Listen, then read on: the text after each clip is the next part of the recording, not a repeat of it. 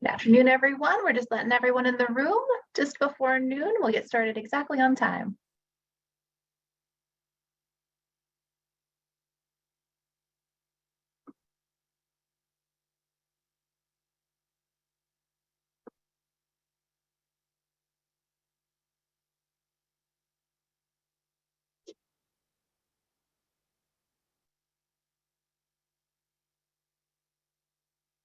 All right, we are exactly at noon and we're so excited to start our session today.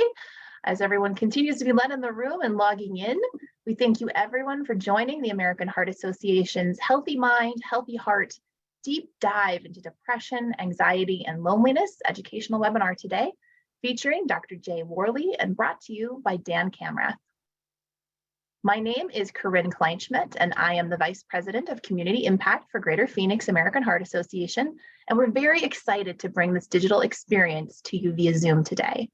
Before we get started, there's a couple housekeeping things I want to take care of. First, we are recording this session, so it can be available to you in a link afterwards. It'll be sent to you along with the presentation slides at the end of the day. Also, live captions were turned on automatically, and if you'd prefer to see today's event without the captions, you can click on the live transcript button at the bottom and click Hide Subtitle. For those not as familiar with Zoom, we'll take a moment and go over a couple tips to help you enjoy the session better.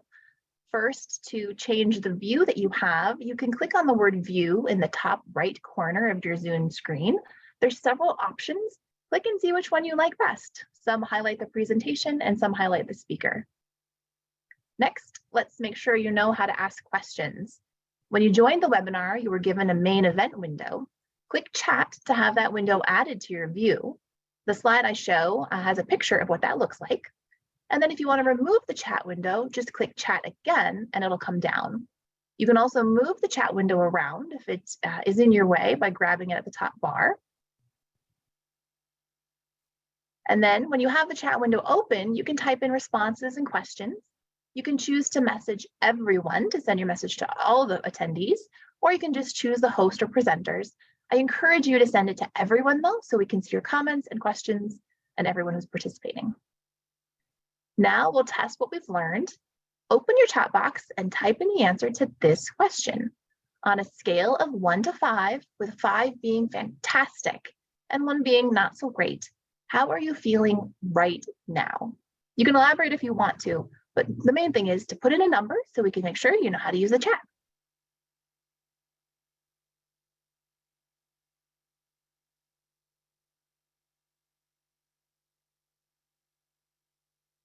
All right. Don't see folks entering into the chat. Remember, you can click everyone.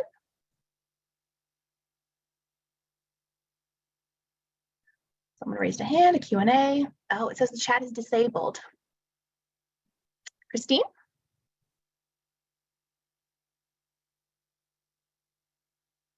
Well, it looks like maybe we aren't using chat today. You did find the Q&A box option though. So if you want to use that, we can use that then for all of our questions and information.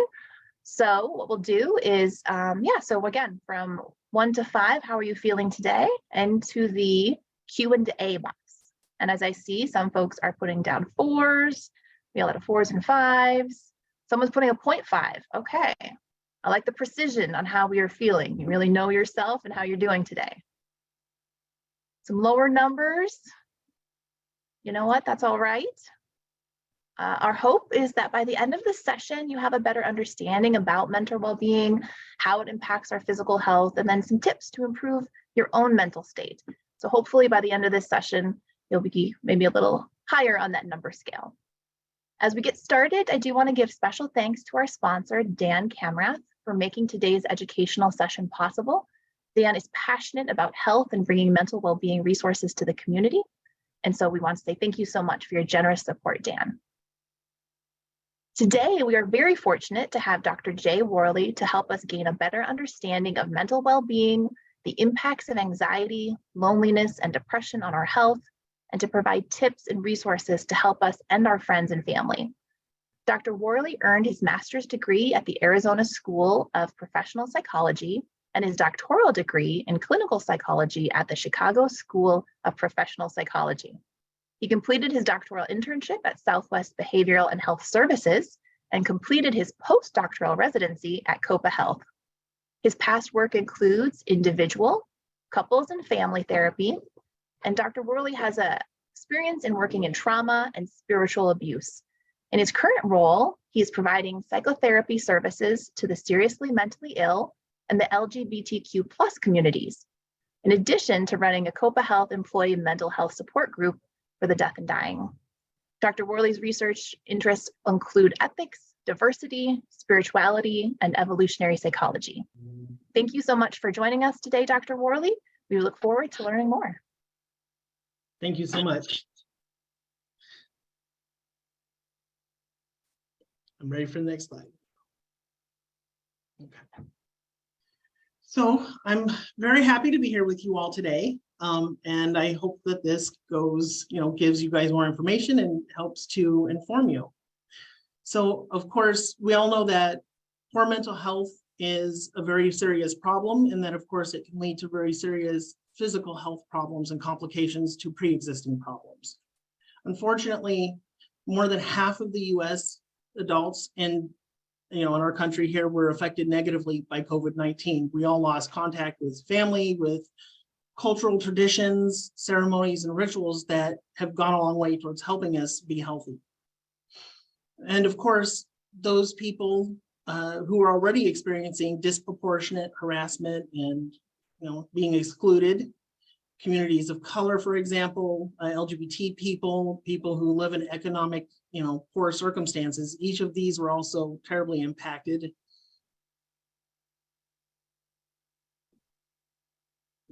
So how many people are living with heart disease that also struggle with depression? And that's actually quite a bit. It's more than about 20%, or 1 in 5 people. And that is a really big number. It doesn't sound like what a lot of people, but when you begin to count out 1 out of every person that you know and consider that that could be them, that definitely leads to a lot of people. Okay, so let's talk about this connection between our heart health and our mental health. Unfortunately, in our society, you see that the physical health stuff is sort of better understood, right? I was saying earlier to somebody that when we get sick, we go out and we see and take care of each other, but when we have a mental health problem, we don't do that so well. And so as you see, health costs with people who have mental health issues as well are higher. And you see that their heart diseases tend to be higher. And people with chronic depression or chronic conditions are also at higher risks for health, depression and such. And so you can see this lovely slide here. 1 in 5 people with heart disease struggle with depression. It's 3 times more common in patients after a heart attack and stroke. Each of these sort of physical health conditions are really debilitating, and it can really alter your life in significant ways, which will often lead to depression, anxiety, and loneliness. And of course, millennials and Gen X, baby boomers, each of these 3 generations have a lot of overlapping struggles, but then they have their each unique struggles for each of these generations. So let's talk a little bit about our young adults. Unfortunately, the last 2 years with COVID-19, as I said earlier, because of all of our losses, have really impacted young people. It's disrupted their education, especially school-age children. It's disrupted achievements, right, that we would normally go out and celebrate. And so each of these have led to loss. And of course, loss often leads to depression. And so you see these changes in your everyday routine. You see how your life doesn't feel the same. And we suffer for that. And it often leads to greater depression, greater anxiety, greater losses. 1 in 4 respondents ages 18 through 24, just as we begin our adulthoods, right, have considered suicide. And that's a very tragic number. Younger people seem to have a harder time with anxiety, depression, and loneliness. What sort of makes sense to me here as a clinician is the fact that at 18 to 24, your prefrontal cortex, your command and control decision maker, is just finally starting to really power up and get in line, right? It sort of gets hardwired into your brain. And so these are the ages that have been hit the hardest. So let's talk a little bit about anxiety. And as these slides sort of start to appear, you can see a lot of the symptoms, right? Intrusive thoughts.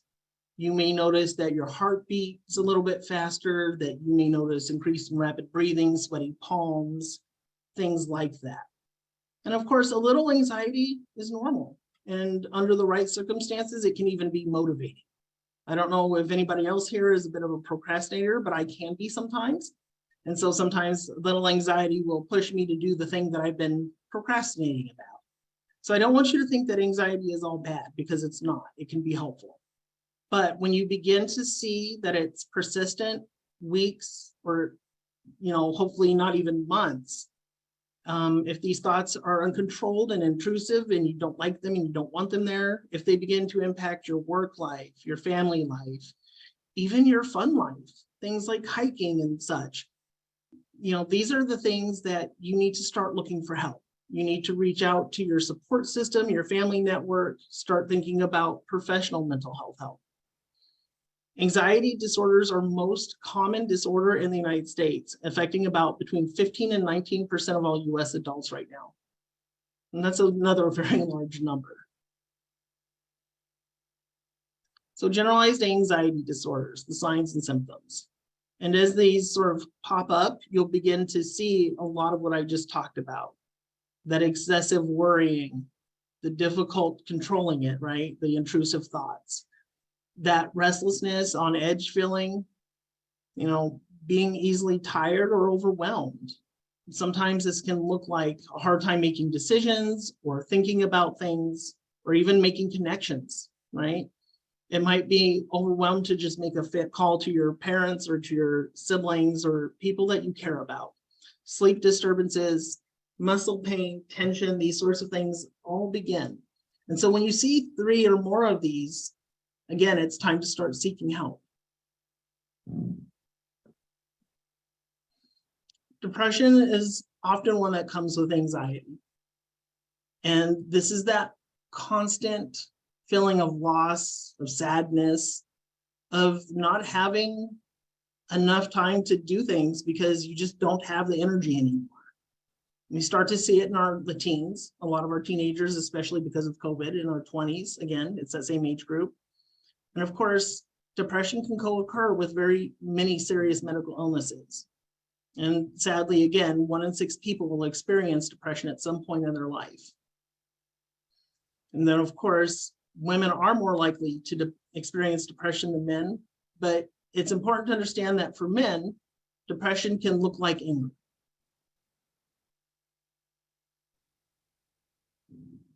So here are some of those signs and symptoms.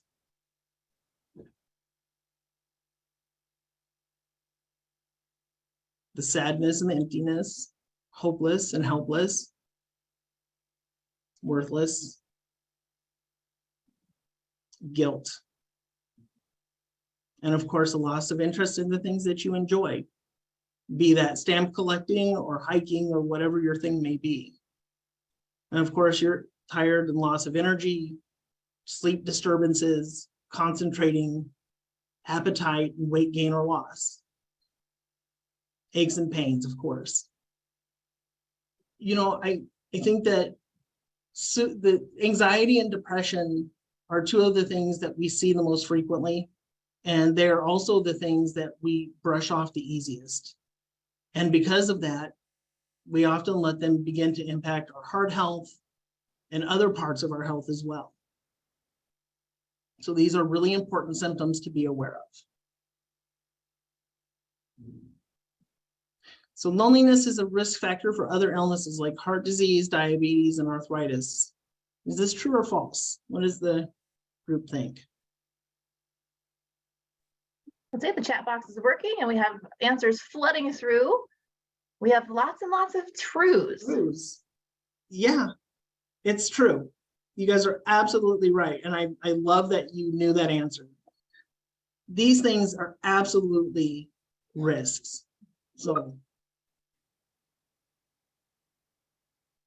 So let's talk a little bit about loneliness.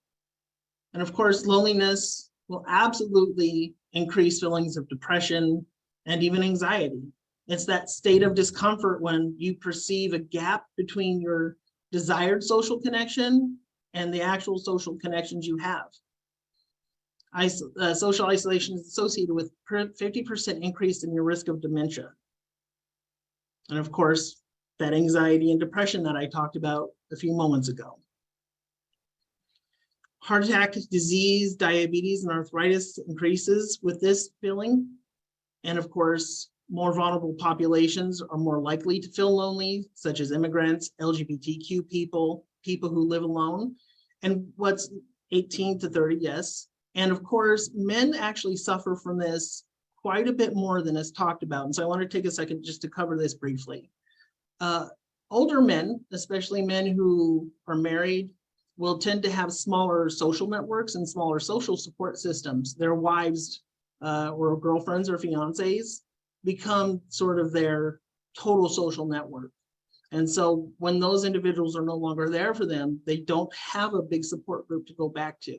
And so for the men in this group, I would definitely encourage you to begin making friends. We know it's a little bit harder to do as adults, but it's certainly possible. Women are a great example of this. They tend to have very good social network groups. They tend to have good friends. And I would definitely say learn from the women around you.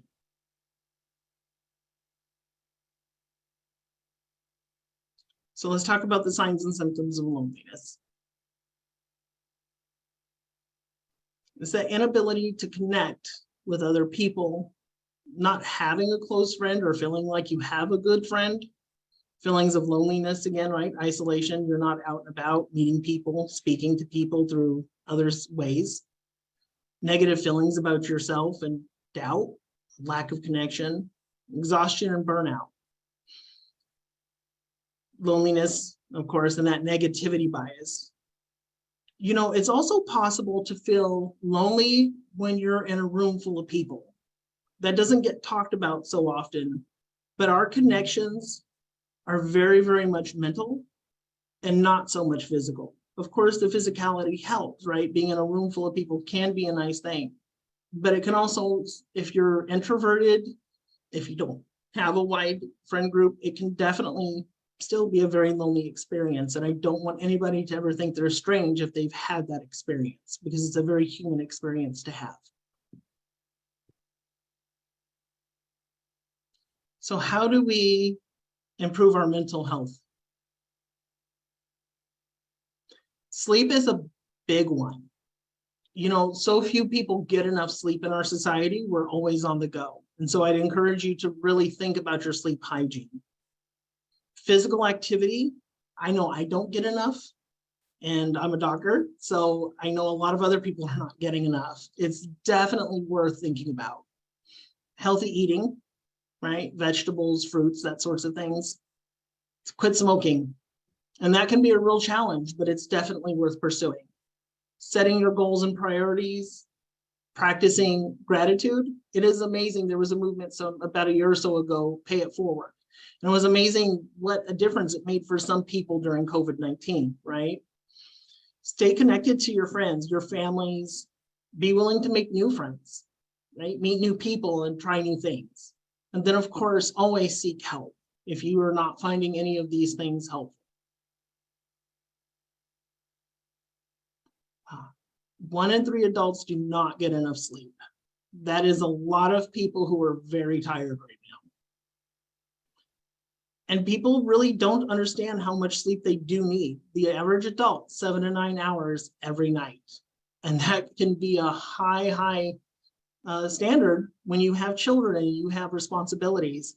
And yet it's very important to try. And of course, our children, they need even more sleep than the adults. Their brains are still growing, and the average student only gets about 6.5 hours of sleep for school. And this has an impact on their ability to learn, remember, and do well in school. So here are some of the benefits of a good sleep hygiene.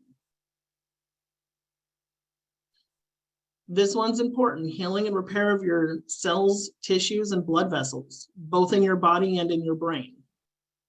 It helps increase your creativity and your productivity, which is good for your work life and your personal life.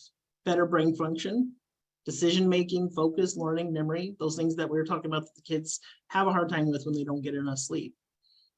Building muscle, well, that should get me some extra sleep.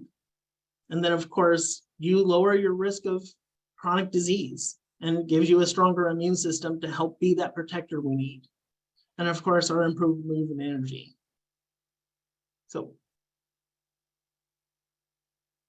each of these, and I didn't read them all, but each of these are important benefits of a good sleep hygiene routine. And there are lots of little things that you can do, such as setting up your physical environment, you know, making sure the lights are off, that you're not doing a lot of screen time before bed. Those sorts of things can help with sleep hygiene. And then we have this nice slide talking about just these things.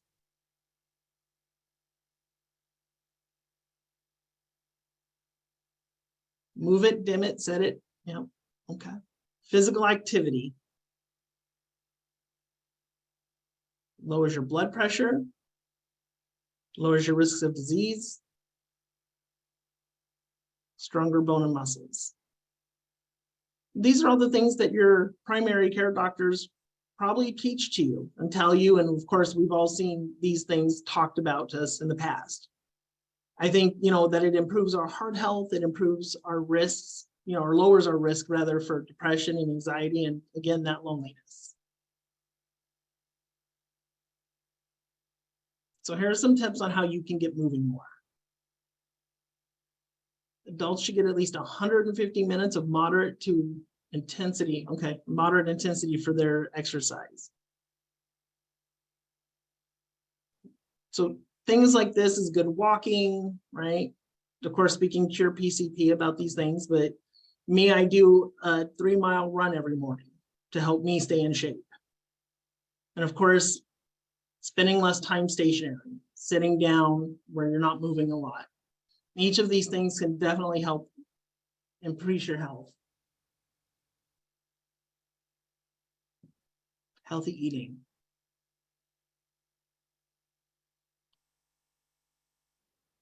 So high blood pressure, cardiovascular disease. You know, I'm definitely a foodie. And so I would say I have definitely worked hard to include more vegetables, no more fruits, lean red meats, things like that. That way I can avoid a lot of these things, especially as we age. This becomes more important for our hearts, for our circulatory system, and for our minds.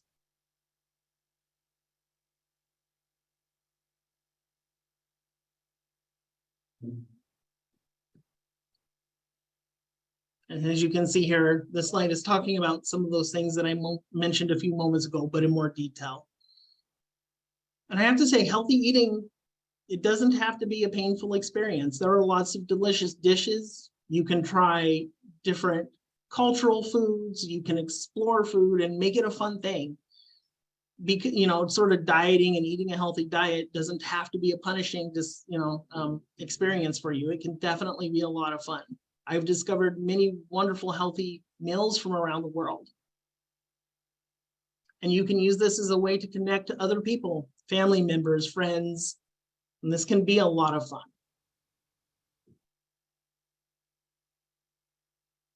So cook more at home. Again, that's that connection with family. Plan ahead at restaurants, choose healthier things, and then grocery shop, right? Plan your meals out in advance. And there are simple little things, they're simple tips, but they can definitely go a long way towards being healthier. So what percentage of the US and the adults in the US currently smoke? I have to tell you, this one really is unfortunate that it's this many people. Everyone, I love that comment, that's great. Well, not everyone exactly, but quite a few more than I would have hoped. I'm seeing a lot of numbers popping up in the box.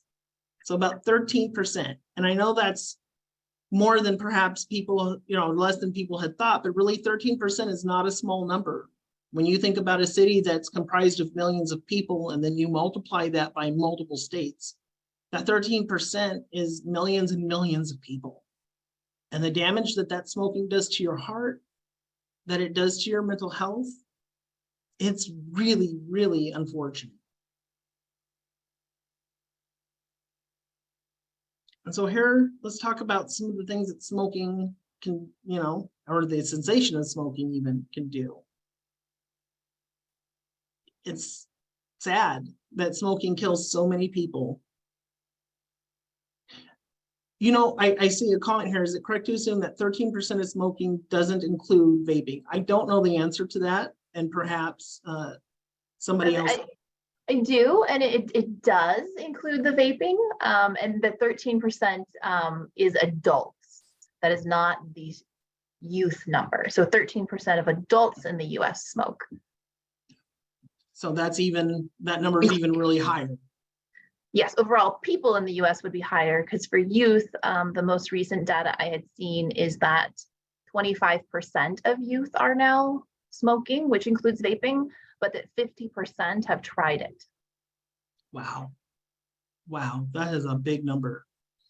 Well, I would assume adult means 18 and over, but yeah, 21 and over probably fit as well.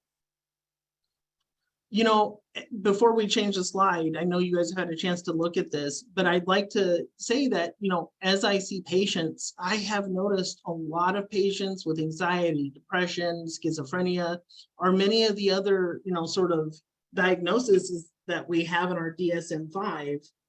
Those individuals also tend to have higher rates of smoking, which is very unfortunate. And so smoking and mental health are definitely connected. Okay, next slide. And here's how this can affect you, right? That increase in your heart rate and blood pressure, carbon monoxide, it decreases the oxygen to your heart and brain, damages the blood vessels and clots. And of course, clots can lead to stroke, heart attack potentially. It lowers your good cholesterol. Each of these things, of course, lower your lifespan or increase the likelihood that you'll have a critical incident that can lead to either death or a lifelong condition. And so smoking shows, this information shows how dangerous it is to smoke.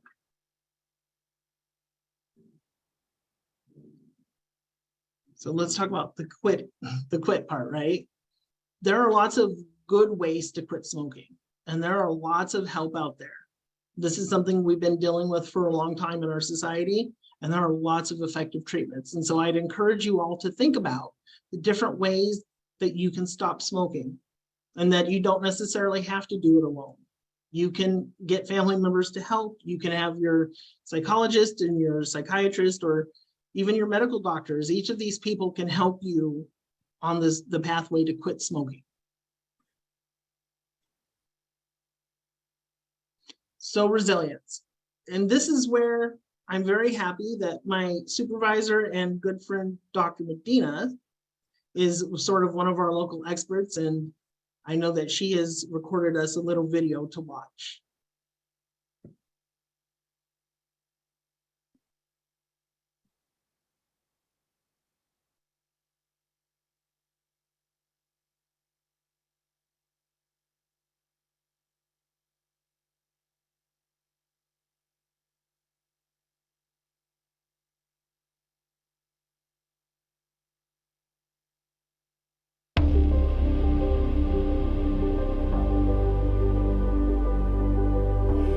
Setbacks in life are inevitable. We can see them as failures or just instances in which we do not succeed at first. Learning adaptive ways to deal with setbacks is the way to go. Learn to view them as learning opportunities more so than as failures. And that's where the positive comes in how we learn from the experience, how we take the setback or the failure and turn it into a learning opportunity for us. Beating yourself up takes away from the learning opportunity in itself. practicing self-compassion and moving forward is the way to go to be able to work towards that goal that we have set for ourselves and learn from the opportunity at the same time. We can learn a lot from our past experiences, even if we don't succeed at first. For example, if we want to climb a mountain, but the first time we don't reach the summit, it doesn't mean it is a failure. It just means that the next time that we try, we know what to expect in the part that we already completed, and we can tweak our plans so that we get further the second time we attempted, or we may even reach the summit. The word failure can put us in a negative mindset. Research shows that when we have a do anything but fail attitude, can lead us to sort of resist admitting those maybe small mistakes that happen along the way. Using words like minor setback or learning opportunities can prove much more useful in helping us change course and continue our attempts to reach our goal.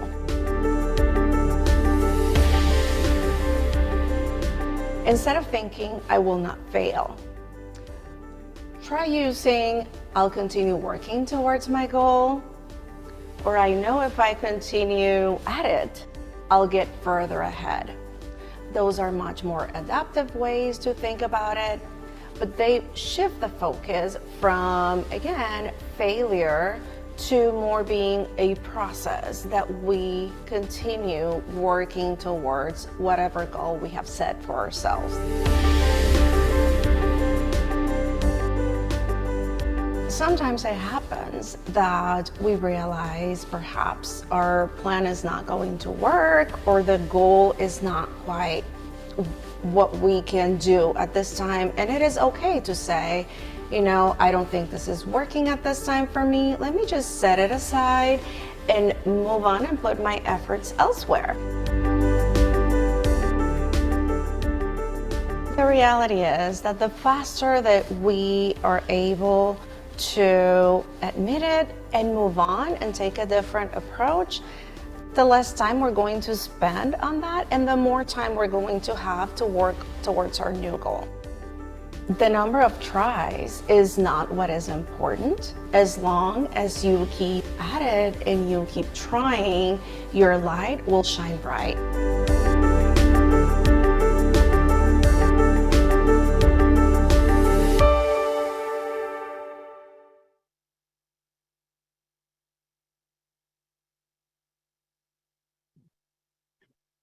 Dr. Medina is so right. So much of what she said there is spot on. And so in terms of seeking help, unfortunately in this country, too many people don't seek help when they have a mental health illness. And so I would encourage you not to see mental health, illness as a deficit or as a defect, and definitely seek out that help. It can certainly go a long way towards making your life better. So many people suffer unnecessarily. And so as you see, seek help for any of these symptoms that are sort of bullet pointed here. Each of these are important to pay attention. Your mind and your body are not two separate things, but they're two sides of the same coin. And what affects your body affects your mind. And the inverse is also true. And so seeking help is important.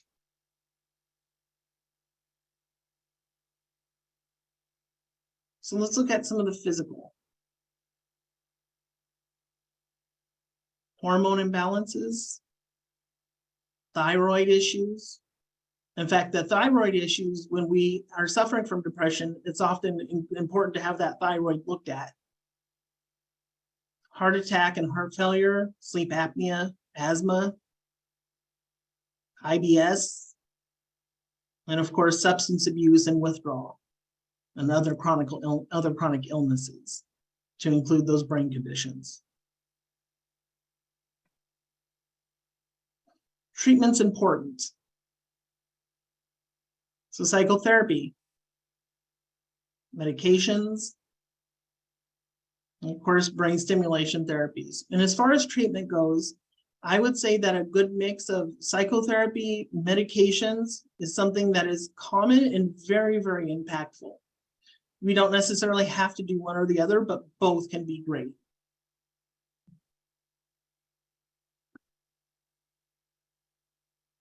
So here we have some additional resources.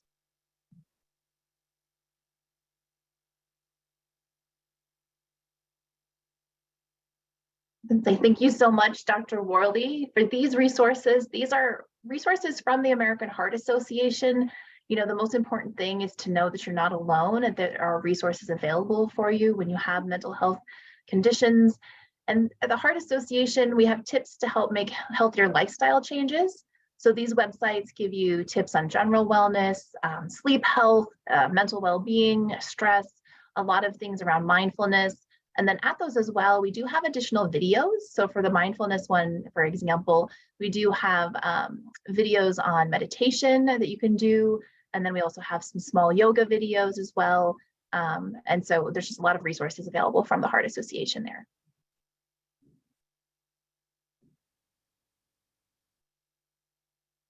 And then there's just a lot of national and local resources available too, to help with mental health wellness, but especially during crisis. Crisis services are available to any Arizona resident, regardless of health insurance coverage.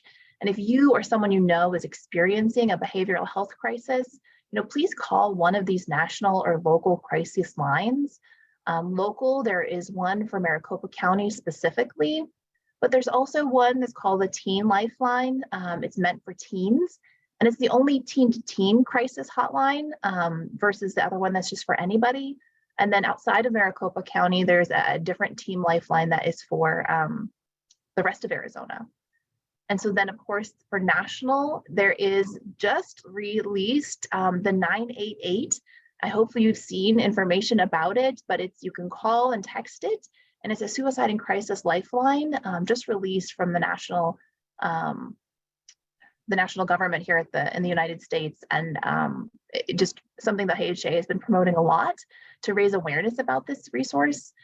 There's also national substance use and disorder referral treatment hotlines.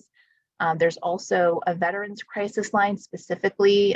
You can use that. You start with the original national one at 988, and then you push 1 to get specifically for veterans to have help. And then there's also something called the Trevor Project. And this helps when it comes to crisis intervention for LGBTQ+ young adults and young people. So as you can see, these are just some of the resources that are available when you're having crisis for mental health and mental well-being. On behalf of Dan Camrath and the American Heart Association, I hope you all found today's information beneficial and you'll take action and share what you've learned for yourself and your friends and your family. We do have time for questions, so we'll start with questions that were submitted during the presentation, but if you have additional questions as we go, please type them into the chat box. We might not be able to answer all of them live, but we will do our absolute best. And I will say, please ask questions because we have the benefit of Dr. Worley here to help answer them.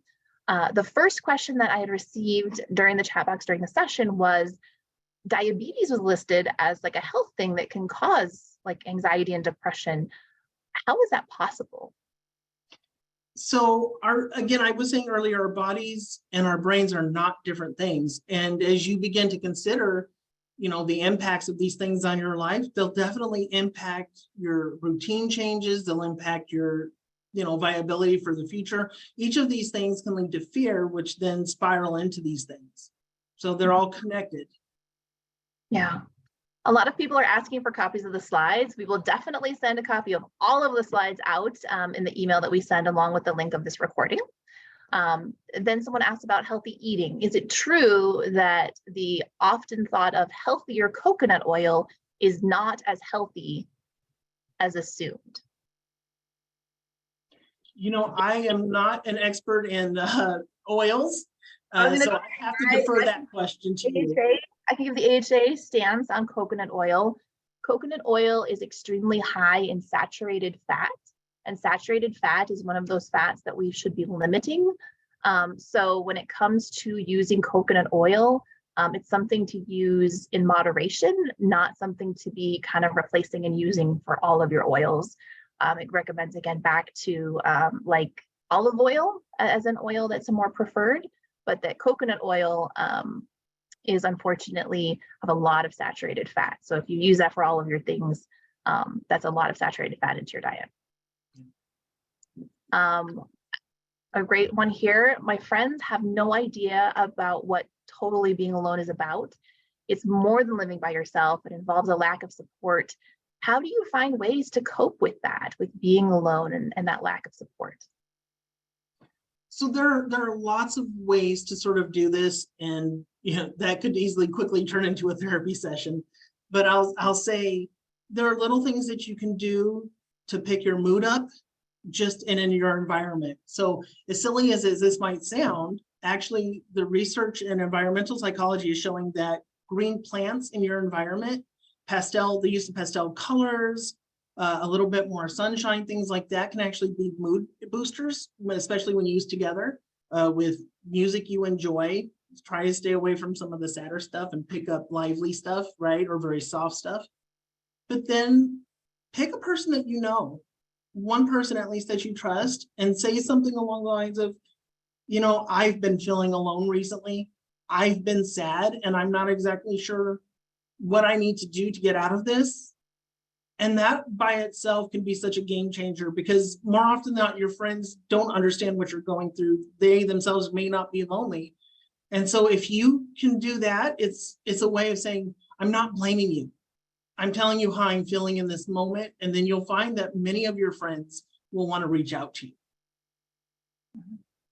I think one of the things that I found the most interesting in this presentation was talking about loneliness as the disparity between social interaction of what you want versus what you have, because to that point, it shows you could have two people with the same level of interactions and one is not lonely and one is, because people are different and the amount of interaction and connection we need is different.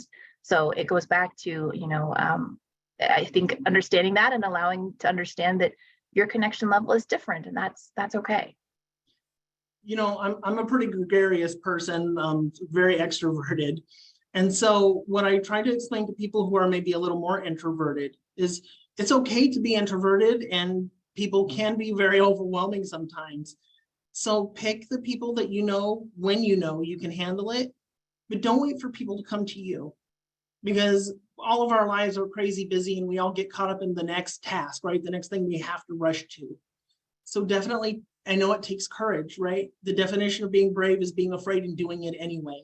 But I encourage you to pick that family member, that friend, that cousin, whoever it is, and just reach out to at least that one person, and it'll go a long way. And if nothing else, reach out to a mental health professional. There are many caring and wonderful mental health professionals out there. So this question is kind of similar. Do you have any tips for adults on how to make friends? I'm not married and I have a remote job, so meeting people is proving to be really hard. Yes, and especially in the age of COVID, that has made everything so much harder. So I can definitely empathize and sympathize with that comment. And as cliche as this will sound, in some ways, it's actually very helpful. Go out to a park, right? Go to a Barnes and Noble. You don't even necessarily have to spend money, but anything that you can do that increases your exposure to people, right? The public library, things like that are still low key, that an introvert can handle more easily. You may not be like me where you burst into the nearest door, singing at the top of your lungs. And if you're not, that's okay. But go to those places where you can have activities. The Herd Museum is a wonderful place to go, and it can start conversations. I'd say that one of our folks had commented a recommendation on a good book that they found about finding friends called Find Your People by Jenny Allen. I think whether it's that book or something else, again, to your point of Barnes and Noble or going to a library, there are books too that might help with some additional ideas and suggestions, as well as the opportunity to be around some people and maybe connect there. And there are places like Revelry.com. If you happen to be interested in knitting like myself, you can find patterns and people who make all sorts of crazy things that I can't. And So use your interest to your benefit to make connections. There are stamp collectors and coin makers and all of the above. I was gonna say, on Facebook, I myself have joined the group from our neighborhood. So our particular neighborhood has its own Facebook page. And so now people are just sharing and commenting, and you know, you can definitely go from there if you want to. What is the best thing you can do to help someone with a substance abuse problem when they won't admit that they have that problem? That's a big one, and it is frequent. You know, I think one of the biggest mistakes that get made is the substance gets focused on. And that's not the way to go forward. The way to go forward really to help people in this situation is to show them that you understand they're hurting, and that people don't pick up substance abuse for fun. They don't pick it up because they think it's going to make their life better. They're really struggling and they've run out of coping skills. And so providing that person with love and with a recognition that they're hurting and that there might be a better way, that we know for sure there's a better way, in fact, to fix that doesn't require them to continue to use, is going to be more helpful. Good. Similar along the lines, when you notice something's going on with others, someone wrote, I know that my parents are suffering from depression or loneliness or something. I know they need help. And when I ask them to, they won't. What can I do? So sometimes it's simple as the way we're asking, right? I don't know about any of you, but I hate being told what to do. And I served a lot of years in the military. So you wouldn't think so, but I hate being told what to do. Instead, again, approach it from that place of love and concern. Hey, Mom, I'm wondering if you have time to chat with me about memories, right? Our parents and our grandparents are rich, rich cultural resources. And so if you can make them feel valued in their knowledge, that can actually begin to help lift them out of depression. Human beings are the most social animal that there really is. We're very similar to schooling fish in that way. We need each other. And so if you can let your parents and your grandparents know how valued they are, how loved they are, and that they still have so much to offer, because they do, it'll help in big ways. I'll say that's excellent advice. I wasn't even thinking about it. That's very true for my own grandma. I think that's what I'll do next time when I reach out and give her a call. Awesome. Someone mentioned, you mentioned that a sign of depression for men can be anger. I've not heard about that. Can you talk about that more? Yeah, so the sad truth is, you know, I'm 42, so I'm an 80s baby, you know, 90s kid. And unfortunately, a lot of men have been told that we really have two acceptable emotions, anger and laughter. Big boys don't cry, suck it up, things like that. These are the messages that many young boys and men get. And so when you're hurt, when you're feeling lost or scared or sad, it's not masculine, it's not manly to show these things. And so you have to pick one of your two sort of available options, which tends to be anger. Depressed men will tend to get agitated easier. They'll tend to exclude themselves even more than is typical. You'll notice they get quieter. These are all really good warning signs. And so helping him understand, like, hey, I don't know exactly what's going on for you right now, but when you're ready, I'm here to listen. And that will go so much in towards helping him feel safe and comfortable. It's funny how brave I think women are, and men like to be brave. We like to, flex, but unfortunately, we don't have that socialization in the same way. When I do couples therapy, I tell a lot of the women, your poor guy has not been taught the same level of emotional intelligence that you have. And so while you may be here, he's here, and we have to help him get up here. We got to help him with the training wheels. And so for a lot of women, it's being patient, and whereas the men have to be taught. That's a great point. Someone mentions the smoking numbers for youth were shocking. Why are they so high? I think, and you might have some good information here too, but a lot of this is stress relief, right? When the brain is deprived of oxygen, it creates a sort of buzz, right? And this is what a lot of the chemical interactions do with our brain. So you take in that nicotine and the carbon monoxide, and it gives that buzz. And for kids who are sort of naturally changing personality, like they do clothes, They're trying on new ways to become an adult all the time. This alleviates that feeling, that stress, the pressure, the feeling of being overwhelmed. And so that's a good piece of it, although I know there's more. Yeah, I was gonna say, one of the things that I've seen is people talk about that vape products are around the entire world, and other countries are not necessarily having the same epidemic that we are. And one of the reasons is that in Europe, for example, there are regulations on how much nicotine can be sold in the pods for the vape products. And in the United States, we don't have those same regulations. So one of the things is if you use one pod, which a lot of teens have reported using multiple pods, one pod is the equivalent of a pack of cigarettes when it comes to the amount of nicotine. So when we talk about smoking combustible cigarettes, an entire pack a day is a lot because that's really hard on your body. For the vaping, it doesn't take that immediate same toll. So it's very easy to go through multiple pods in a day, but that is so much nicotine. And then as you mentioned, Dr. Worley, your brain is not fully developed until you're really around 25. So in those impressionable years when your brain is forming, the more nicotine that you use, the more it's impacting your actual development. So that as you get older, quitting becomes practically impossible. Like it is really hard. Your physical addiction is so strong. But one of the things is about that the products are different. So when people have said, but in Europe, they have, they can do all kinds of things, but it's like, yeah, but they actually have some other rules in place first so that it's not as addictive. There are also pods that are sold that are labeled as non-nicotine, no nicotine in them. But again, we don't have any policies in the US really checking that. So when there was an informal study done, it was found that 90% of the no nicotine pods had nicotine in them, 90%. So when you tell teens that, they're like, but the vendor and the dealer said it didn't have it. Well, they lied to you because they want you to become addicted to their product.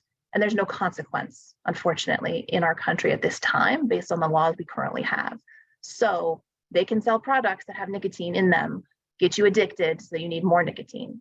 And that's one of the things unfortunate is that tricking young people into trying when they don't realize how dangerous the products truly are.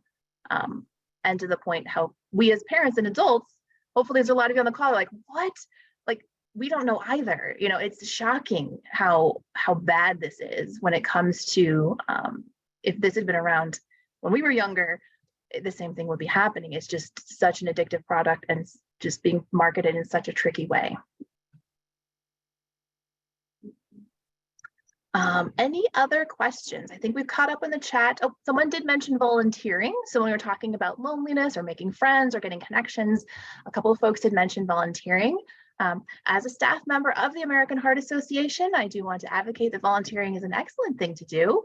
We ourselves have several large events that come up, and after you receive your email from us, if anyone is interested in volunteering, please let us know and reply, because we have our Heart Walk, we have our Go Red Luncheon, we have other events and campaigns throughout the year, but there are opportunities where you can connect with other people for volunteering.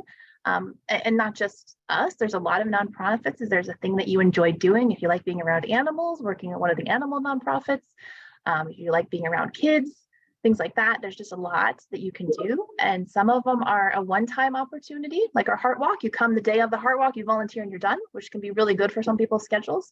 But then other times the volunteering opportunities are ongoing if you want to do something long-term. I think sometimes the folks like the animal rescues, like they need help every day, all day. All right, any other questions? I don't see any more popping up in the chat.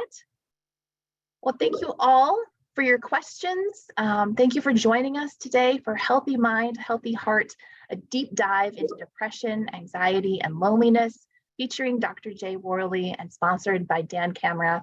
This afternoon, you will receive an email with a link to the recording for the session, a PDF of the presentation, and then also a link to a feedback survey. It is a quick survey, so please let us know how we did and what you learned. And everyone who completes that survey will be entered to win a $5 Starbucks gift card. Best thing is we're going to have multiple winners, so your chances are very good. So please complete that survey and have a wonderful afternoon. It was so great to hear from everyone. Thank you. Thank you, folks.